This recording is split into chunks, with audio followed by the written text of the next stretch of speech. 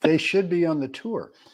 Good morning, boys and girls, ladies and gents. Brent Abel here, WebTennis.com. Another episode of What's the Right Shot with, we've got another episode co-hosted, or maybe, I guess I'm the play-by-play, you're the color guy. Let's just go with that, Jeff. The co-ranter. No, well, you're the full-on ranter. Of course, after what we were just talking about, maybe I should full-on rant for a little bit to start. Guys, hope you're having a great day so far, wherever you are. Boy, it looked like we got some weather coming in here today, Jeff, calling for flash flooding and all that stuff. So no tennis on my agenda today, which means, God dang it, it's a full-blown 90-minute gym, tennis channel, just, the bike and the weights. And I'm going to come out of there with my neck like, I should be freaking, the Niners ought to be calling. Okay, I'll keep the phone line open. Anyway, good morning, Rich. Good to have you with us again. Morning, Rich. Today. Guys, we got an episode for you. Another doubles episode. And let's see. How do I go back? I'm so fired up about this thing we were talking about. I can't remember how to get back to it. Hold on for a second. And it's right. It's right there. There we go. Yeah, I was just telling Jeff before we went live, had a great call with a guy yesterday who's been a long time web tennis player. We were talking about, or he was talking about, he sent me an email with a long list, Jeff, of he played a league match and normally plays number 2 on this team. He's a 4-0. He's a good, solid 4-0 player. He normally plays number 2 doubles, but in this one match, the captain, in all their supposed wisdom, decided, well, I'm going to stack the lineup today. You're going to play one, and you're going to play with this guy who's really not very good in doubles. And the way this guy described it is, I had to play with a weaker partner, and I tried this, I tried that, blah, blah, blah, all these kinds of different things. And I said, well, okay, so you're a solid 4-0. I said, what's his rating? And I'm expecting it to be, well, he's kind of a weak 3-5. He goes, oh, well, he's a 4-0. And I go, God, how is this possible? How can the NTRP be so flawed? Okay, I'm sorry. Anyway, so we finally got onto this thing where I said, look, he tried all these different things, and it was kind of like his thinking was, well, I got to play out of my mind today, and I got to, get this guy to kind of play more classic doubles, even though that's not what he does. He just doesn't like playing up at net. He doesn't volley well. So I just said, look, what's his strength? What's his number one strength? He says, oh, he's got a great forehand. He's got like a 4-5 forehand. I go, okay, now we're talking. So look, whatever alignment that you guys start in, just load up the forehand and then just work it from there. And we got to stop taking weaker partners and trying to shoehorn them into a situation that they're just not good at. I mean, you're just making the team weaker by doing that. So find out, number one, stop asking him, hey, what side do you like to play? As if that's going to make a difference, right? Stop. Just go with what's your strength? What's your favorite thing to do on the tennis court? Right. I don't care if it's singles. I don't care if it's doubles. What's your favorite thing to do? Oh, you got a big forehand? Boom. Let's try. I'm not, hey, let's try this. Let's see if this doesn't work. And, they went with, which I thought was smart, when this guy's partner was serving from the ad court, right-handed player, they just played Aussie. Right. And just set up the forehand. Corral the ball into the guy's forehand. Yeah. And then what I would do is go, okay, and then I would go for a game or two. Let's line up this forehand. Let's see how well he actually hits it. And then kind of maybe we can customize that forehand a little bit into getting you more involved with, hey, I'll tell you what, man, when you hit that thing cross court in front of me, boom, it really sets me up. I love it. I get to fake poach. I get to sometimes poach. Right. The more you can do that, the great, but still go with what anyway. Yeah. I agree. I think you know the worst first question. What's your favorite side? I mean, it's like Yeah. okay, Yeah. we'll start with that. Yeah. Really? Like again, I agree with you 100%. The idea that somehow is the foundational question of how you're going to start the conversation, Yeah. rather than hey, what's your favorite thing to do? What do you really like to do? How do Yeah. we how do we corral that? I mean, the guy already knows that he's the Yeah, weaker partner. The guy's already feeling like crap. Like, God dang, I got to play number one. I'm the weaker partner. This is not going to be much fun. So it it you got to it make the guy the star. You got to feature this guy, and if it's a big forehand, feature it, and then like go for 2, 3, 4 games, see how it works out, and then you can start to probe over there and find out. Oh, those two guys who were 4-5 last year, who got moved down to 4-0, they're actually not on the tour. They actually have a thing or two that we might be able to pick on. they're not So infallible. They're not. no, You mean they they're don't not. play perfect? Every No, shot they hit isn't a yeah. winner? Holy moly. I know it's a wild concept. I think Anyway, that, guys, the yeah. message I just want to get before we get into today's episode of What's the Right Shot. Hey, Susan, good morning. Thanks for, you're right. There is more than one way to play doubles. Just a message I want to get across is that, look, if you're in that situation, whether it's a league deal or whether, sometimes you're maybe a late entry, or maybe you've entered a tournament and your partner bails out for the last Yeah. minute because they get hurt or something, and you still want to play doubles, and you ask the tournament director, hey, you got some guy who I can partner up with, and they put you with a weaker partner. This is just a great opportunity to make someone else feel like $1,000,000, to Right. be able to kind of see, well, do you really need to have everything set up perfectly in terms of classic doubles to be able to compete? No, you don't. There's other ways to do this. So Yeah. all right. That's it for Yep. me. That's it for Okay. me. I could blather on, but I won't. We'll get I into know, this now. Okay. I know, because we're only limited to 3 hours, I think, on StreamYard. I don't know. Where am I? Let's go to the video. And we watched a point yesterday, Jeff, with Brian Cheney serving from the do side today to the ad side. And by the way, I'm the one in the orange shirt. I got it. You got it? Okay, good. So I'm returning serve. And thank you. So, all right, here we go. All right. So this is where I stopped it. And God dang it, Brenny. We haven't quite got all the way we want to yet. There we go. So, yesterday we saw Frank, my partner, with both of our opponents up at net, take a ball and slide it underneath. Right. And so that's a great shot choice. And what I like is that it can enable your partner, if you can get it over there slow and low to that guy cross court, and maybe infidel in the temple, sometimes they like to slide it slow and low up the line and make the guy dig it from there, the highest part of the net. Right. Have my partner kind of move into the middle and thank you. Yep. That was good. That tasted really good. Yeah. Can we do more of that? Anyway, so how do you flip the court position? Because in theory, here we go with the theory with the doubles, is the team that's up at net really has the advantage. And I would say a big majority of the points, that's true. Yeah. That's where you want to be. So what's your shot choice here, Jeff? Personally, so let's make a distinction here. And I like to make this distinction in the positioning you're looking at. Cheney is actually, I would say, in a net position, slightly off a little bit, but he's at the net. He's ready to go. He's got range too. That's the other thing about Cheney, is that he's tall, he's lanky. In one step, he's going to cover and be at the net. He's done.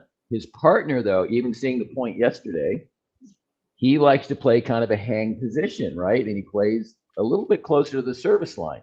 So I don't see him as a threat in a situation like this, he looks to me like he's if that's his kind of consistent position that he plays a little deeper like that, then to me he's the relief valve. He's the guy I go at because I know I can get the ball down to him. I can roll it down, I can slide it down, whatever I want to do. So for me in this situation, I probably wouldn't even have to go hard heavy dipper, but just a low, forehand that dips a little bit. I wouldn't even think that I have to go like extreme even. I'm just saying based on his position and what's going on, I think you're in a great position to hit a cross court mild dipper and have that be enough.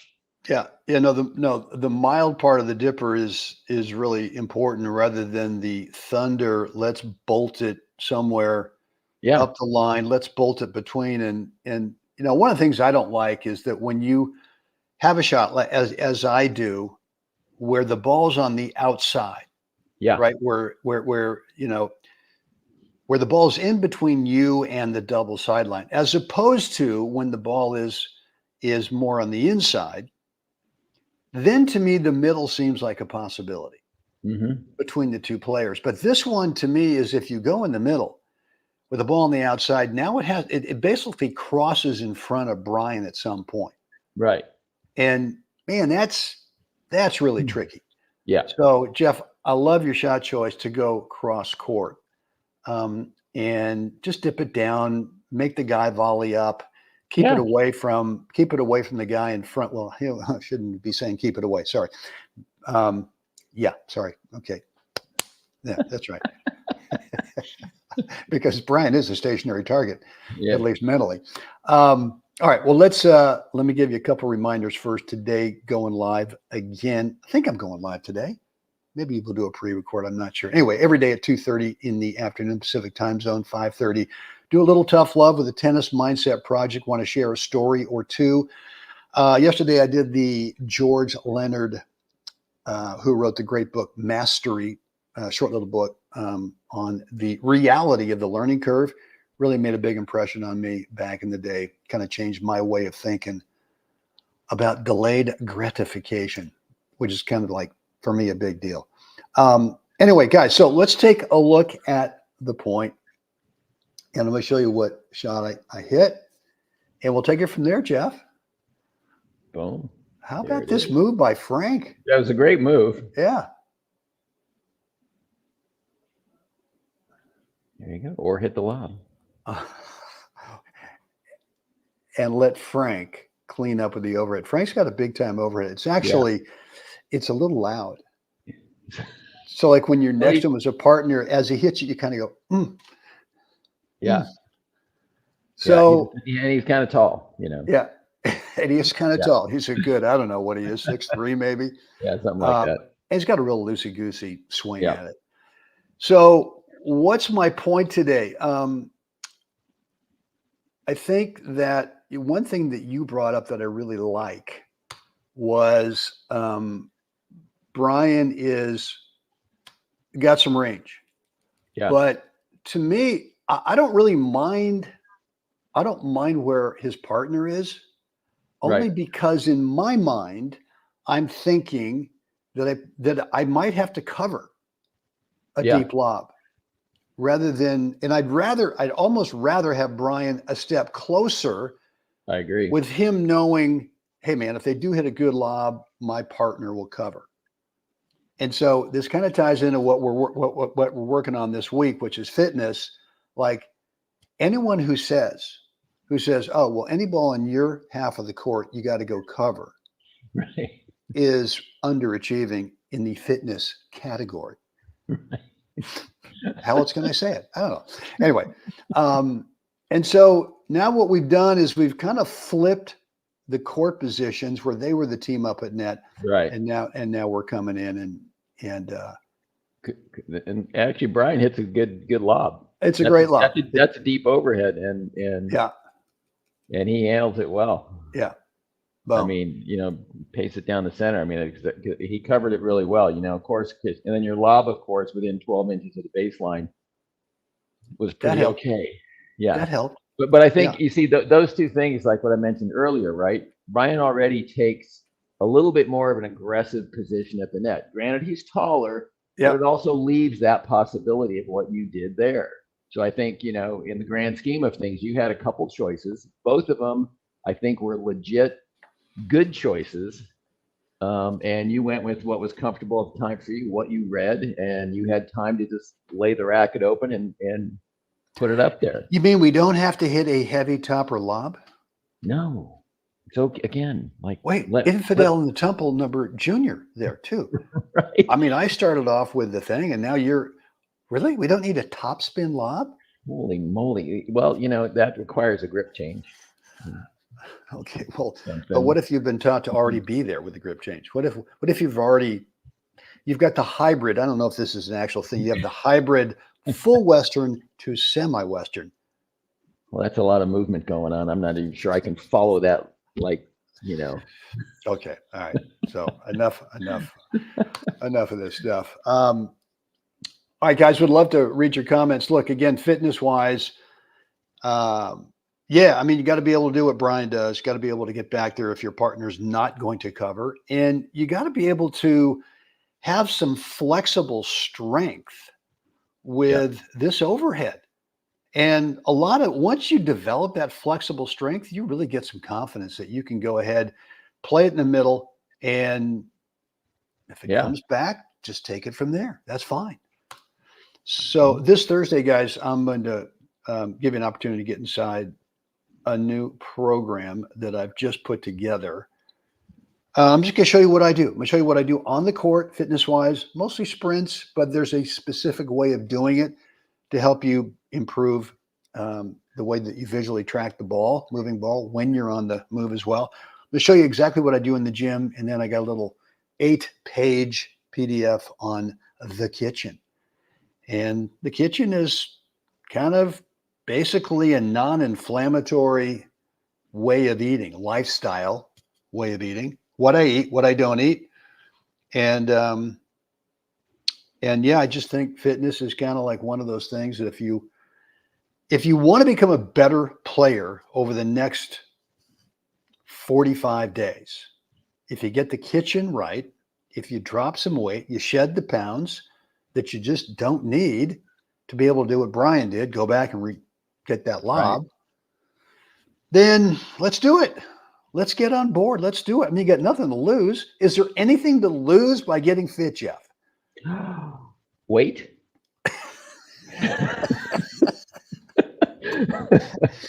Oh, God, you're always right. You're always right. God dang extra. it. Yeah, good. Okay. And then maybe you get to go, get a new, outfit or something. Get a new what? Outfit. It's like new outfit. An outfit. All right. Dropped an inch off the waist or something. Oh, that'd be good. Yeah, I'm gonna get a little leaner, get a little meaner. Yeah. Yeah, I think you're to build some confidence doing that. Yeah. Look sharp out there, own it. Yes. Trading places. What was it? Looking good. Looking good, Lewis. Feeling good, Billy Ray, or something like that. Okay. All right, guys. I think I need to uninvite Jeff because don't get much done.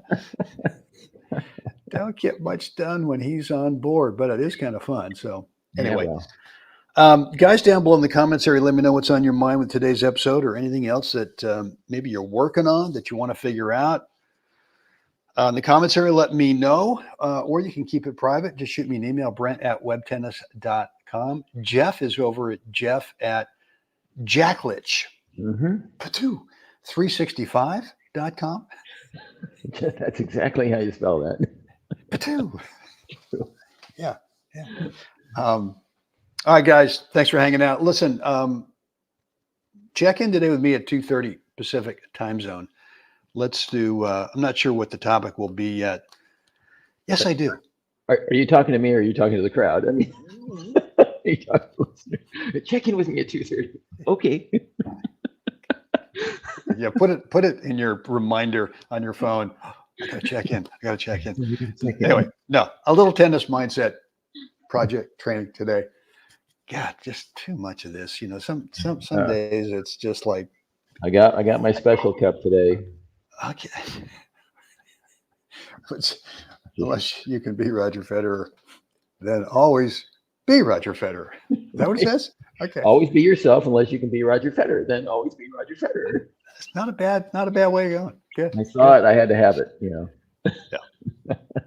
All right, guys. That's it. See you next time. Make it a great day. Help someone else have a great day. How about that, Jeff? Yep. I'm on board with guys. that. All right, dude.